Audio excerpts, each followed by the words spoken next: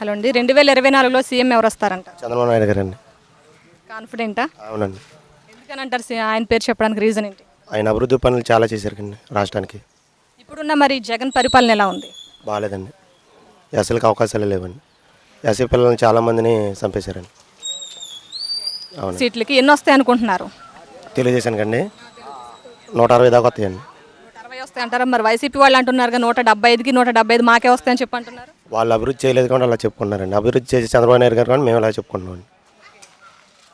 వాళ్ళు కాన్ఫిడెంట్గా చెప్తున్నారు కదా సార్, బల్లగుద్ది 175కి 175 మాకే వస్తాయని కాన్ఫిడెంట్గా చెప్తున్నారు. మరి జనాన్ని నేర్పించి చాలా డబ్బులు దాచుకున్నారు కానీ అందుకని చెప్తున్నారండి.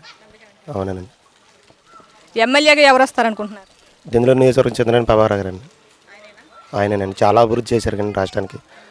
మాకు అన్ని హాస్పిటల్లో మనుషులను పెట్టేవాళ్ళు, పేదవాళ్ళకి ఎప్పుడు కావాలంటే అప్పుడు వచ్చేవాళ్ళు. నిత్యం ఆయన జనాల్లో ఉండేవాడు.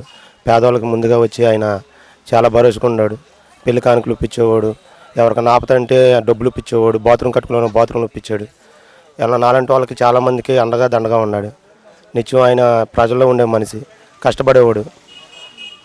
అనేక మంది ఆయనకి అనుక్షణం ఆయనకి కుల భేదాలు లేవండి. కాకపోతే అంటే కులం అంటగట్టి ఆయన పోయినసారి డామినేట్ చేశారు కానీ నిత్యం ప్రజల్లో ఉండే మనిషి, నాడు నేడు లేదండి. ఏ రోజైనా ఆయన వస్తాడండి. ఎవరికన్నా ఆపద ఉంది అంటే అర్ధరాత్రి అయినా సరే ఫస్ట్ ఆయనే ఉంటారని చెప్పి అంటున్నారు. ఎనీ టైం ఉంటారండి ఆయన. కులాలతో భేదం లేదండి ఆయన. ఆపద అంటే ఆయన మనిషిని పెట్టాడు. ఇంకా ఆయన రాలేపోయిన క్షణంలో వాళ్ళ ఆవిడ గారిని కూడా దగ్గర పెట్టి ఆమె చూసుకుంటారు రాధమ్మ గారు. ఇంకా ఊళ్ళో నాయకులని కార్యకర్తలను కూడా పోగేసి ముందు అక్కడికి వెళ్ళండా, నేను వస్తే ఎక్కడ హైదరాబాద్లో ఉన్నా ఎంత రాజకీయ పని మీద వెళ్ళినా దగ్గరుండి ఆయన సొంత డబ్బులతో చూస్తారండి. ఆయనే కాకుండా ఆవిడ మిస్సెస్ కూడా చేస్తుంటారు మీకు? ఇంటికాడ స్వాములకు కానీ ఇంక ఇతర వాళ్ళు ఎవరైనా పేదోళ్ళు వచ్చినా సంటి పిల్లలు వచ్చినా కానీ చాలామంది చేశారండి.